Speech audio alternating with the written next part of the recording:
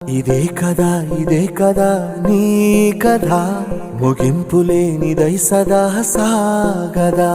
నీ కంటి రెప్పలంచున మనస్సు నిండి పొంగిన ఓ నీటి బిందువే కదా నువ్వెతుకుతున్న సంపద ఒక్కొక్క జ్ఞాపకానికి 100 ఏళ్ల ఆయువుందిగా ఇంకెన్ని ముందు వేచనో అవన్నీ వెతుకుతూ పదా మనుష్యులందు నీ కథ మహర్షిలాగా సాగదా